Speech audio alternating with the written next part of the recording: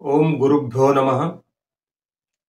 भावांनो, समाजामध्ये काही लोक असं असतात की समोरच्या माणसाकडून किंवा सोबतीच्या किंवा शेजारच्या माणसाकडून त्यांना जेवढं पाहिजे तेवढे फायदा करून घेतात.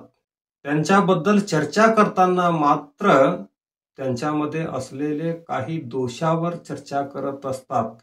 त्यांनी घेतलेले फायद्याबद्दल अजिबात बोलत नाही, अजिबात चर्चा करत नाही. मात्र चर्चा करताना फक्त आणि फक्त त्यामधील दोषावर चर्चा करत असतात. घ्यायचा फायदा भरपूर, चर्चा करताना मात्र फायद्यांना विसरून दोषांचं चर्चा करीत असतात. असल्या मनोवृत्तीचे लोक असतात आपल्या समाजामध्ये. एकदा असल्या मनोवृत्तीचा माणूस लिंबाबद्दल किंवा लिंबामधल्या असलेल्या दोषाबद्दल चर्चा करत असतो.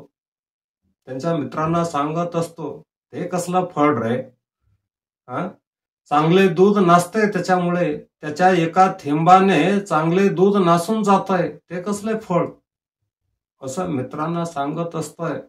बघा, असं सांगण्यापूर्वी तोच माणूस त्या लिंबाचा कितीतरी उपयोग घेतलेला असतो.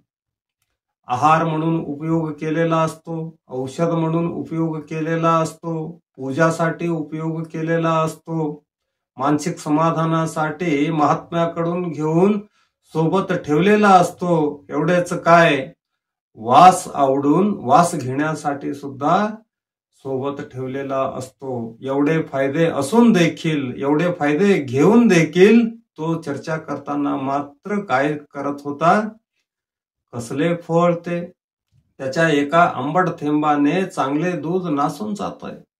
हे ऐकलेले लिंबाच्या फळाला पण राग येतय. राग येऊन लिंबू काय म्हणतंय बघा त्याला, हे मूर्ख मानव, देवाने तुला जीभ दिले म्हणून कुत्र्यासारखं भुंकू नको. जरा विचार करून भुंक, विचार करून बोलत जा. मान्य करतो माझ्यात आंबटपणा आहे, माझ्या आंबट रसाने दूध नासतंय, दुधाची नासाड होतय, मी मान्य करतो.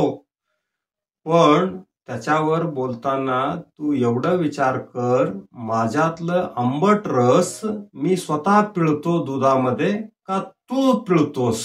नीट समजून घे, जोपर्यंत माझ्यातलं रस तू स्वतः नेऊन दुधामध्ये पिळत नाही, तोपर्यंत दुधाची नासाडी होत नाही किंवा दूध नासत नाही. एवढं म्हटल्यावर तोंडावर मारल्यासारखं होतंय. हे खरं पण आहे ना. पिळणारा कोण असतो? पिळणारे लिंबू असतंय का? नाही, माणूसच असतो. धन्यवाद.